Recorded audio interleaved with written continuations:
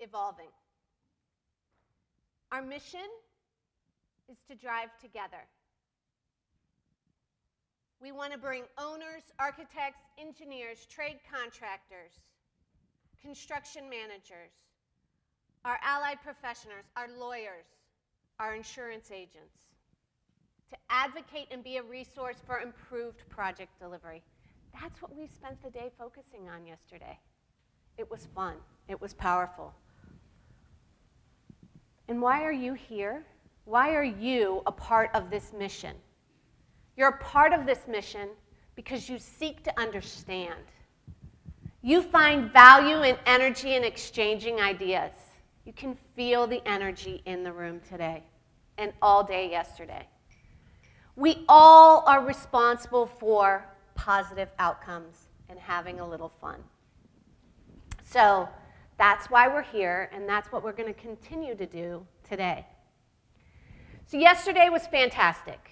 I really enjoyed it. I enjoyed reconnecting with so many old friends and meeting so many new friends. When we step back and think about all of the things that we heard yesterday that really centered around this theme of evolution and the future, we heard a couple of points that are all involve action and participation. Creating a clear vision on our projects, establishing guiding principles, engaging, not being passive. We need to engage. We need to allow and create a space to connect with the people. 5 generations are in the workforce right now. There's so much to learn from each other. We need to use each other's strengths. And by the way, no one's normal. None of us are normal. We need to evolve our culture, be connected with our people, and train them first. To excel in this industry, experience matters, but you don't need to gain that experience on your own. Our industry needs a new image. It's not broken. We're not old school. We're embracing new technologies. And those that participate in our industry need to know about the opportunity ahead. There are new methods, new advantages. We create common data, and we need to provide access to that data. We need to standardize what needs to be standardized, and leverage the science of technology and deploy it strategically. Now that's my summary of what happened yesterday. I was so energized, as I know each and every one of you were as well. We have designed today to recap the best of the sessions, because there were 9 great sessions, of which you only attended 3. And you go to conference after conference and you hear somebody talking about what happened in a particular session, and you're like, oh, I wish I would have gone to that. So we designed our time together today to take a step back and share a little bit about each of the sessions from yesterday. So I'm going to invite Sean McDermott up to talk about what we learned.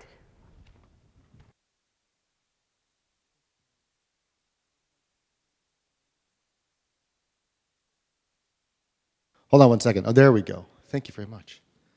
How's everybody doing? So as Pam said, we had 9 sessions. And I really want to thank our session leaders, Chris and Brenden, for putting a tremendous amount of energy into working with many of you who put effort into our sessions. First, I want to start with team effectiveness. We started with where we work, with the onset of remote work, work from home. I think a lot of us have been challenged with the new normal. And what we found is that new normal is really different for each of our companies, each of our cultures, and there isn't a one-size-fits-all solution. It is truly case by case. In that, we found that there's some challenges. How to onboard, how to train, how to make sure you're able to indoctrinate those in your firm, in your company, into your culture. We saw that there's a tremendous need for mentorship. If you're not all attached to a desk for 5 days a week, there's the ability that those connections are not made, so that mentorship is so crucially important. And recruiting, both from the employee and employer side, now has completely new dynamics. And the one thing that really struck me is, even though we have less people in the office than we did pre-COVID, that the built environment has actually become even more important, that to attract people to the office, you need engaging workplaces. You need to have environments that people want to spend time in. So you may be paying the same or a little less for rent, but you have to invest in your office and your built environment. Building a kick-ass project team. The panel did fantastic with this.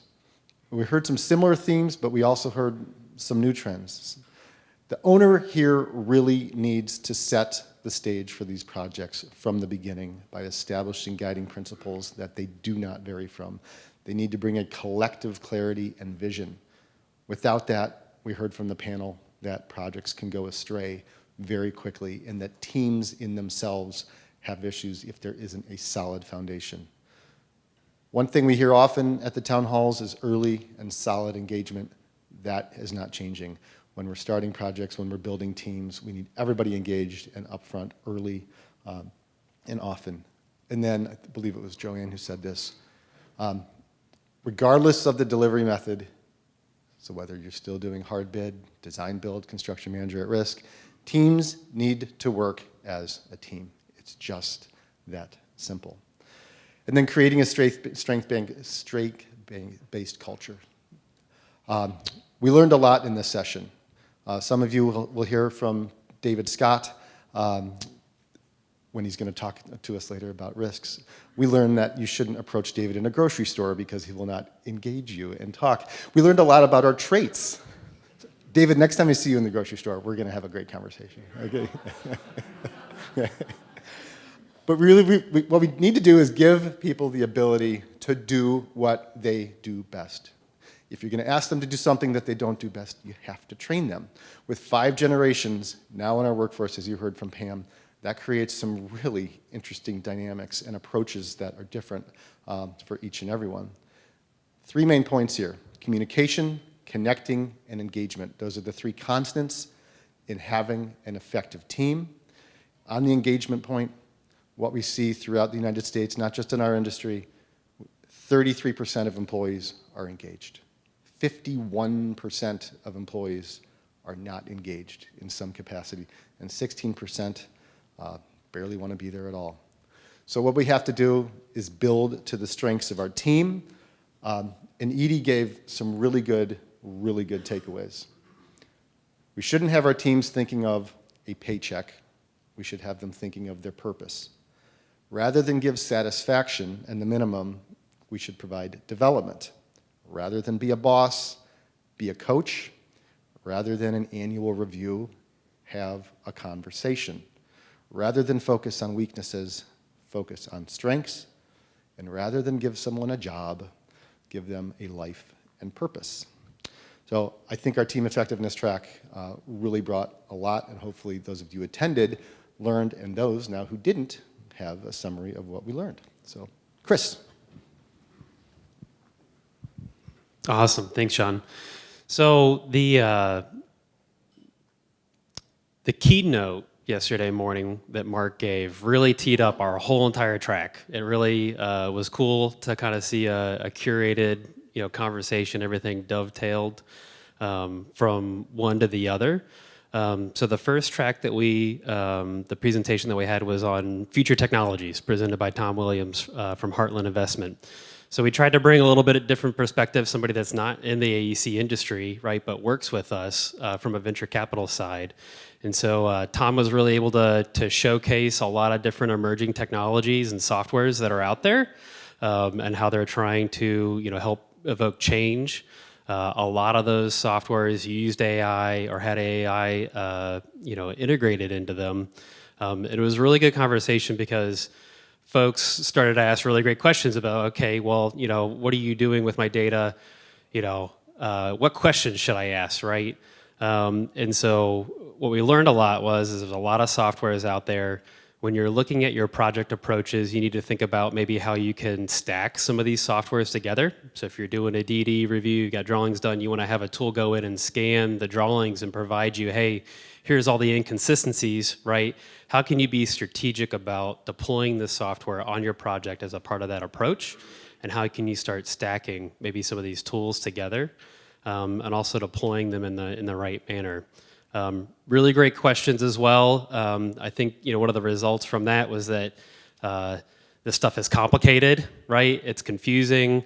There's a lot of confusion in the marketplace about what these tools are and what the security and risks are. So you definitely just need you need people that you can call in to support, help bring in folks to ask strategic questions. And at the end here was really just when you ask someone about what is somebody doing with your data, if you're giving it to them from an AI perspective, there's different types of questions to ask. Are you bridging it? RAG, you can Google that. At the end of this series today, I think the PowerPoints are going to be available. This one was really cool because he listed a whole bunch of different softwares. You can just start Googling a lot of these and learning more about them. That's what I did as soon as I saw his presentation. So that was the future of the emerging technologies that are out there. The second presentation we had was about how do you start connecting that design data from your the architectural and the engineering models into the workflows. And so the key takeaways here is that we've got a lot of data when we're going through, and there's information in BIM and other sources. The first step to really accelerating your workflows or doing more with it is getting it out of the Revit model, right? You need to go create a data warehouse, start pushing all your information out of the Revit model into an external database, and then once you do that, you can really start to leverage that in other ways. The other key component there is you need to start really standardizing your parameters to create alignment. And what the cool part there is that if you externalize it, you standardize your parameters, you can then start looking at multiple projects together, right? So if you do 200 projects a year, or you do 5,000 projects a year, the second that you can start to get that data out of the Revit model and look at everything holistically, cool things can start to happen. And that's where data science can come into play, and you can start applying machine learning, data mining, data visualization, statistics, and then you can start using that external for others. What we kind of capped off our technology track with is, okay, how do we start to leverage this stuff in construction, right? Andy Berg did an excellent job showcasing the more physical side of this. Once you get into construction, a deep foundational component to leveraging technology in the actual field is having that common data environment and being able to connect multiple sources together. There's a lot of emerging technologies out there with drones, laser scanning, 360 data, 360 photo content, and you need that common data environment to start to link all that information, all that material together, so you can get quick access to it. Really cool showcase on site safety. So if you've got cameras in the field, they're taking pictures of construction progress. There's actually AI software out there we'll go through and check and see, okay, who's not wearing gloves? Who doesn't have their safety glasses on? Who doesn't have their high visibility vest on? And it's mining all that data to figure out, where do you have risks in your projects in the field. Same thing too, the project data, the design data, the field data. You can start to plug this into all the different softwares that are really out there. One of the cautions that Andy really stresses that AI is great, right? It can provide a lot of information, but it's really more augmented intelligence, right? You got to trust it, but you still got to verify it, right? AI will help you get to the information quicker, but you still got to go through and do that verification process. And then also there's some really good applications that are coming out there that can really help pull all this information together. That's what Project Insight So you can leverage platforms like that to aggregate all these technologies, all these tools, all these dashboards into one spot to really help make sense of it. And with that, I'm going to hand it over to Brenden.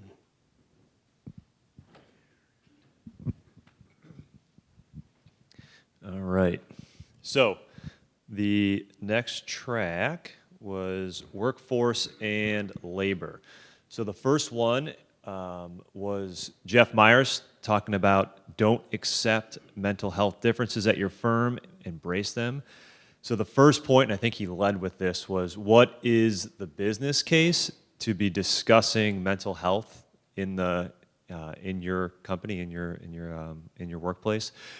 And I wanted to summarize before I went through the rest of this is because I heard one person come up to him afterwards and him say, absolutely, I'll come in and talk to your company. And so I will hit on a few points here, but I'll suggest if you want to talk to Jeff, you should, because I think he's nodding his head. I think he's open to talking to other companies about how he approaches it. So he opened up with his personal story with mental health and talked a little bit about what is the difference between mental health and mental illness, and what does that correlate to physical health and physical illness. And one of the key takeaways that I took from this was, as you look at neurodivergence, breaking the stigma and destigmatizing it as a negative thing, and saying being more neurodivergent is actually a positive in a lot of different ways, depending on what your job is and what your skills are and what you're needed to do for your company. And one thing that I thought was very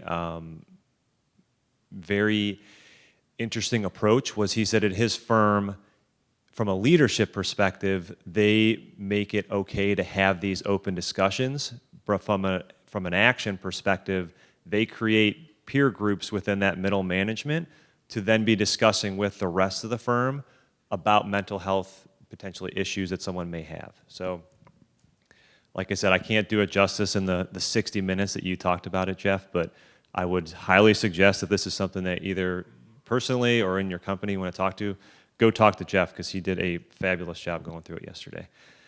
All right, next, Gary with DIRT talked about manufacturing technologies that will shape the future of construction and design. And so the very first one, which I don't think Gary's here today, but the very first one which hit home with me, because I think anyone that has looked at prefab, offsite construction, modular construction, the very first thing is, okay, let's compare that to the conventional costs, of construction. And so he termed it as the rule of deducts, and he said, so usually when I get involved, I get asked the question, okay, here's what it cost me to build a wall out of metal studs, drywall, insulation, electrical outlets, teledata outlets. That's what it costs conventionally. Gary, can you please come in and tell me what is it going to cost to do the prefab? And then tell me what my deducts are to deduct out, okay, I can deduct out the cost of a box that's already in the wall. I can deduct out the cost of insulation, et cetera, and what happens when you ask for money back after the fact, and I'm on the contracting side now, so now I can say this without feeling like I'm being critical. You get pennies on the dollar, and then what happens? Oh my gosh, the conventional construction's more expensive still. So he went through that strategy and basically said what we need to start looking at off-site construction, modular construction, prefab construction, is more a method of construction and not just a product that you buy at the end, like a piece of furniture. And when you do that, and he did share some data, when you do that, you might not get all the way down to what it costs for conventional construction, but he shared some examples in a healthcare setting where they were within, call it 6 to 8%. So they were still a little bit more expensive, but you get some speed benefits there. And then the last one was a term that he used, which I liked, which was mass customization mode. And so he said he wants to try to break the stigma of everything needs to look super plain if you build it off-site, which is just not true. And so he had some beautiful pictures, so if you guys go look at the presentations of some of the things that you would have no idea that they were built in a factory somewhere and not built out in the field. But absolutely do not feel like it needs to be a cookie cutter every time you use offsite construction. All right, last but not least, the last discussion we had, this was a panel discussion around building a better image and elevating the perception of the construction trades. And so, I don't need more energy, I just need to wet my mouth here. This was a great discussion that started with each of the panelists kind of talking about what their firm does to actually recruit folks into the industry. And it's very grassroots. There was a little bit of contrast to, listen, we're not the armed forces. We can't be spending tens of hundreds of millions of dollars trying to recruit people into the industry. And so some of the methods that, which I was surprised about as they were talking about, was they were actually going to high schools, talking to the baseball coach, to the football coach, saying, hey, can we come in after practice one day, talk about our trades, see if anybody's interested, try to get them into an apprenticeship program. Keith from Cleveland Builds talked about their apprenticeship program, and when they bring people in the door, a lot of them may know one trade, and that might be it. They have no idea how many trades, how many possibilities are actually out there when they come in the door. Brought up how do we get the elders in the room, talking about the 5 generations, how do we quickly transfer their knowledge to everybody else in the industry? Because through an apprenticeship program, journeyman, all your way up, I mean, it takes a long time to become a master in your craft. And when you look at kind of the waterfall of the 5th generation that's aging out and retiring, that's a lot of knowledge lost that is going to be very hard to get back once they're out of the workforce. And then the last piece that I'll bring up is the awareness of how all the possibilities when you get into the trades and into construction. So not just in the field, but also, also on the office and management side. And they talked a little bit about, listen, you could start in the trades and end up being an entrepreneur and starting your own business. And how do you raise awareness to somebody that's looking for a career and not just a job?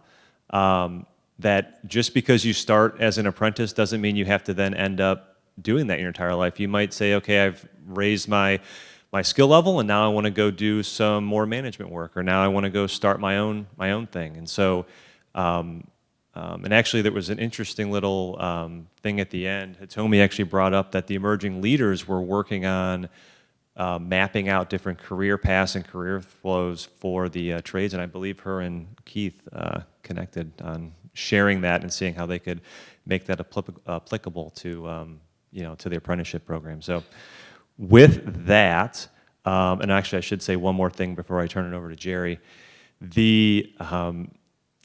Steve here? Yes, Steve's here. So he actually took a picture from the morning session where we polled everybody, and it was what motivates you or what motivates your employees, depending on which way you're looking at it.